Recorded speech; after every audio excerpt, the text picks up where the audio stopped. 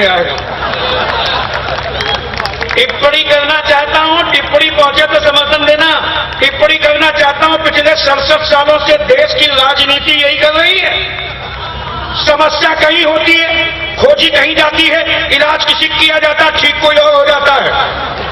और बरेली के नौजवान महसूस करते होंगे ये वो हिंदुस्तान जहां जवान तो शीला होती है, गुंडों में रजिया गिरती है और बदनाम बेचारी मुन्नी हो जाती है। लेकिन अब की घंटी बजी तो मोहल्ले के एक भ्रष्ट राजनेता जी खड़े थे। उन्होंने बीमारी बताई, हमने आपके भरोसे पे इलाज बताया। बीमारी आप आधी लाइन में पकड़ लेंगे, आपको व्यंग सुनने का मजा आ जाएगा, हमको व्यंग सुनाने का मजा आ जाएगा। नाम के आगे डॉक्टर लिखा देखकर एक भ्रष्ट नेताजी गच्चा खा गए। सुबह सुबह इलाज कराने हमारे घर आ गए। बोले जब से कुर्सी पाई है भूख जाने का नाम ही नहीं ले रही है। बहुत बहुत धन्यवाद, आपने पंक्ति पकड़ ली।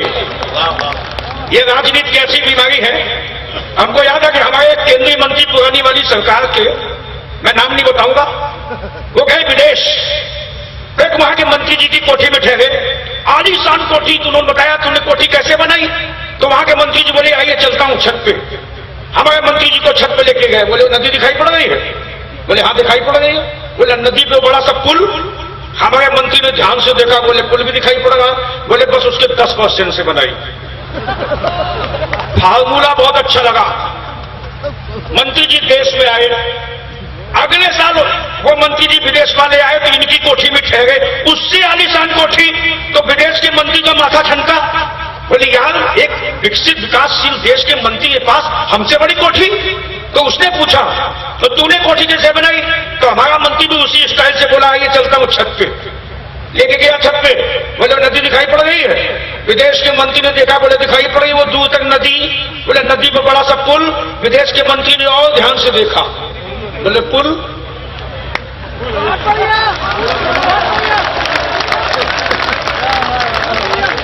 बोले बस उसके 100% से बनाई। तब व्यंग सुनना कि नाम के आगे डॉक्टर लिखा देखकर एक भ्रष्ट नेता गच्चा खा गया। सुबह सुबह इलाज कराने हमारे घर आ गया। बोले जब से कुर्सी पाई है भूख जाने का नाम ही नहीं ले रही है। इतना खाया है, इतना खाया है, और खाओ और खाओ और खाओ का संदेश दे रही है। पता नहीं पेट में क्या चल रहा है, घपला देना। बोले पता नहीं पेट में क्या चल रहा है, घपला, टीएलसी, डीएलसी, ईसीजी जांच वाली कुछ नहीं निकला। मैंने कहा नेताजी नेताजी चिंता मत कीजिए, ये डॉक्टर बिल्कुल सही उपाय बताएगा। एक बार सीबीआई जांच करा लो, सब कुछ निकल आएगा। और साहब जिनकी जांच हुई बहुत कुछ निकला। बहुत बड़े मंच पे खड़ा हूं, पूरे होशो हवास से एक बात कहता हूं कि भ्रष्टाचार सिर्फ राजनीति में नहीं है, हमारी जिंदगी के तमाम क्षेत्रों में घुस गया। चाहे जितने आंदोलन हुए हों। हम तो अभी पिछले दिनों बिहार में थे, मैं वहां की घटना बताता हूं। वहां बिहार के दूर दराज स्कूल में इंस्पेक्टर साहब चले गए निरीक्षण करने, आनंद लेना, मजे लेना। और सीधे क्लास में, स्कूल के रूम में, सीधे क्लासरूम में एक बच्चे को खड़ा किया। मैंने बताओ देश के प्रधानमंत्री कौन? स्टूडेंट बोला सर रामलाल। बोले रामलाल कौन? बोले मेरे पिताजी हैं, 5 साल से घर नहीं है, हो सकता है वही प्रधानमंत्री हो गए। इंस्पेक्टर को गुस्सा आया, बोले बेवकूफ, उल्टे सीधे जवाब देता, मैं तेरा नाम कटवा दूंगा। तो स्टूडेंट जोर से हंसा, बोले कटवा ही नहीं सकते, मैं तो असली स्टूडेंट हुई नहीं, मैं तो यहाँ पकड़िया चला रहा था। मास्टर जी बोले क्लास में बैठो, इंस्पेक्टर साहब आने वाले, शाम को 5-5 रुपया मिलेगा। बताओ आप दोगे कि मास्टर जी देंगे?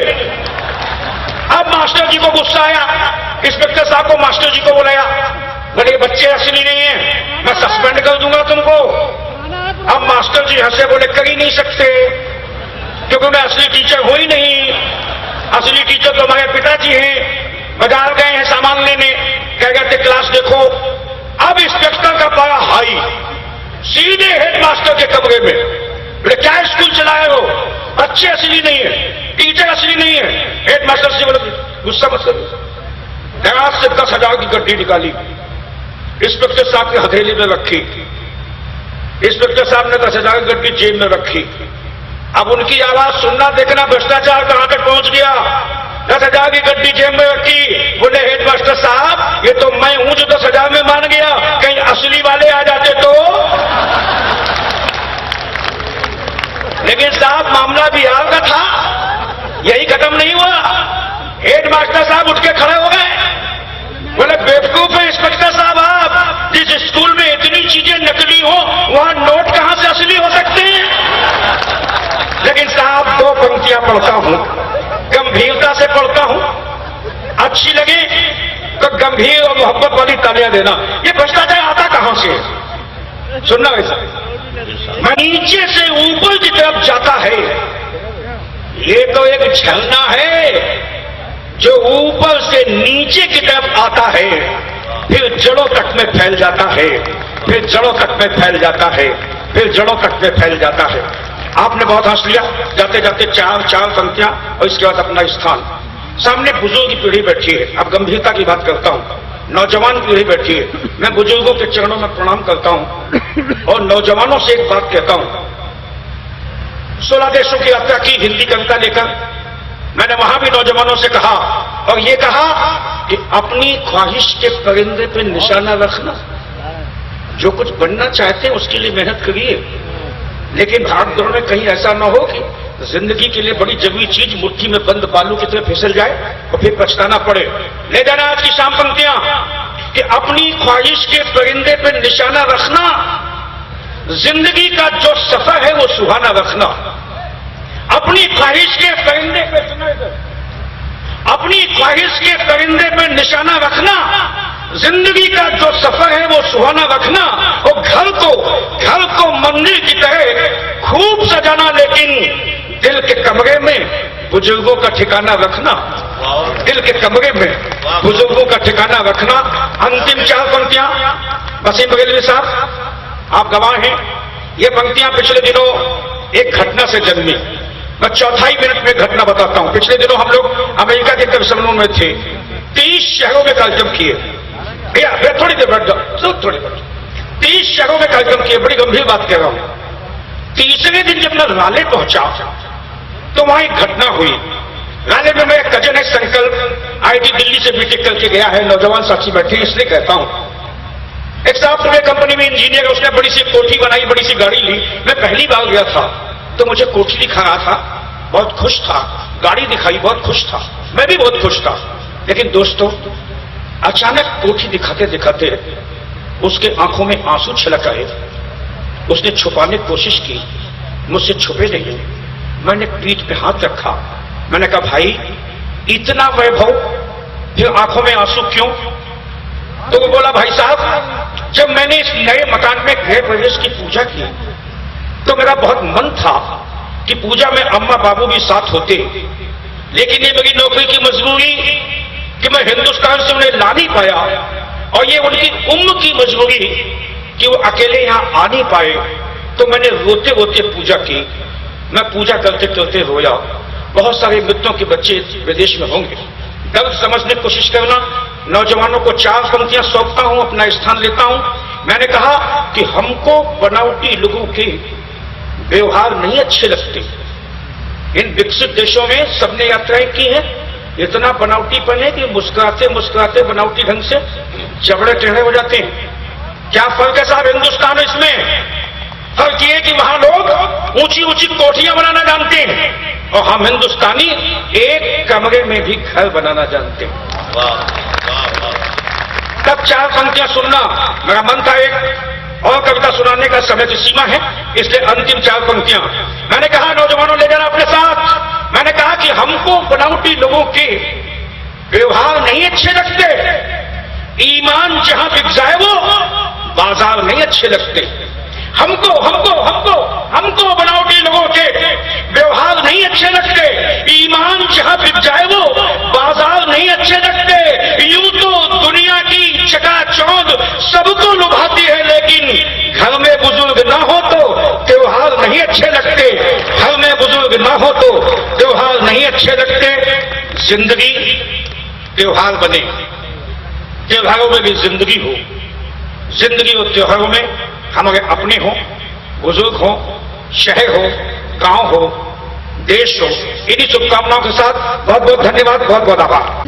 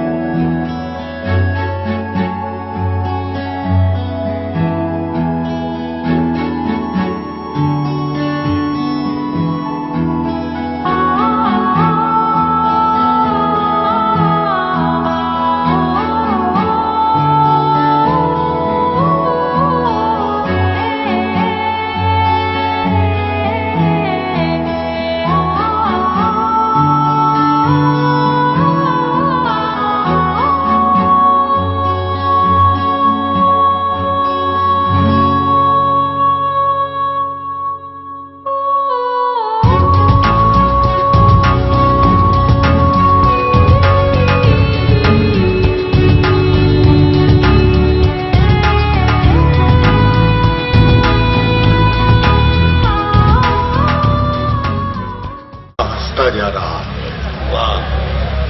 थोड़ी सी आपकी तवज्जो का तालिब उसे हर रुख से तोड़ा जा रहा है, मगर आईना हंसता जा रहा है।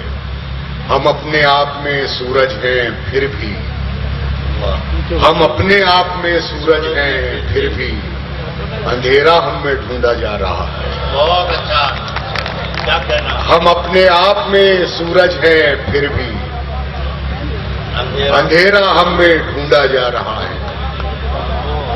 हम अपने आप में सूरज हैं फिर भी अंधेरा हम में ढूंढा जा रहा है।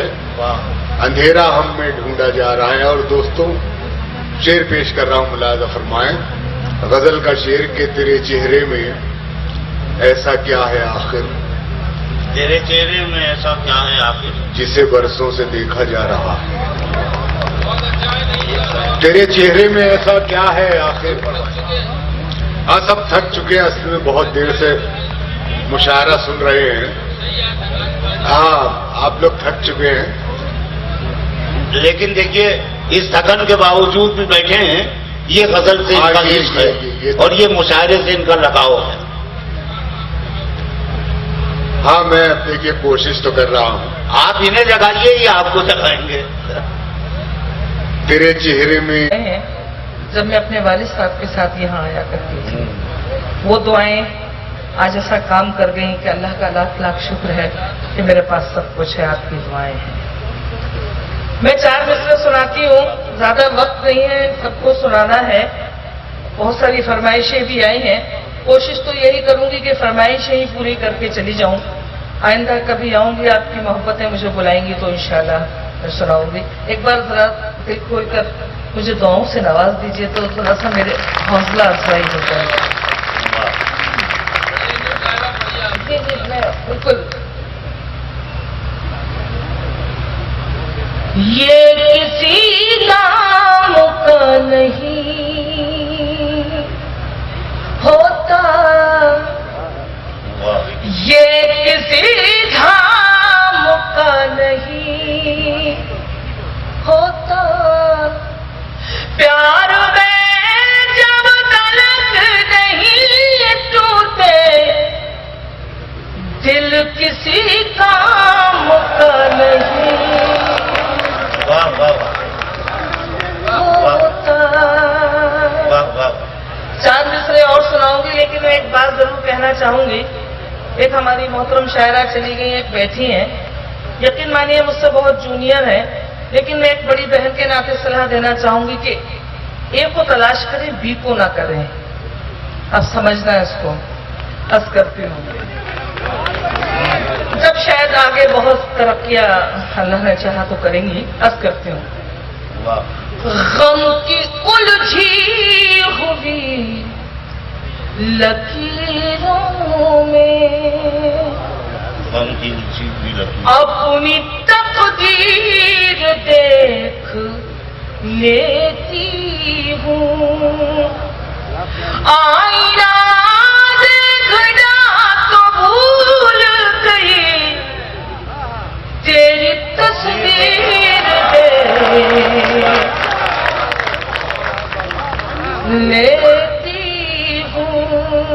शुक्रिया। तुम सितारे शुमार मत करना, लड़कियों मुझको तजुर्बा है बहुत, मशवरा है कि प्यार मत करना।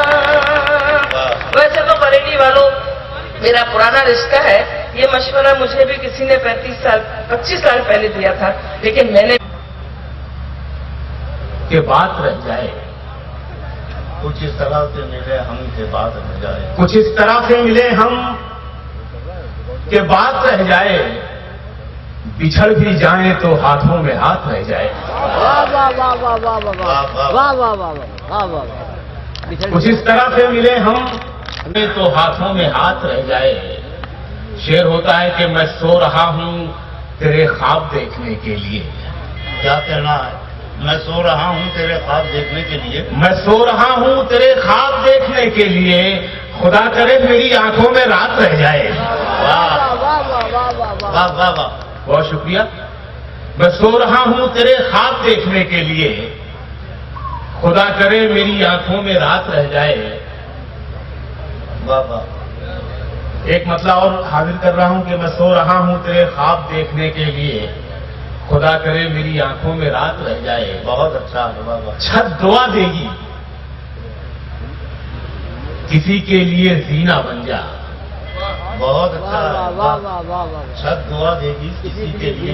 सुनिएगा मतलब है छत दुआ देगी, छत दुआ देगी किसी के लिए जीना बन जा, डूबता देख किसी को तो सफीना बन जा। वाह, बहुत शुक्रिया। छत दुआ देगी किसी के लिए जीना बन जा। वाह, डूबता देख किसी को तो सफीना बन जा। शेर पढ़ता हूं कि रूह तो पहले से ही पाक मिली है तुझको। क्या अच्छा मिसरा है। सुनिएगा शेर, सुनिएगा। रूह तो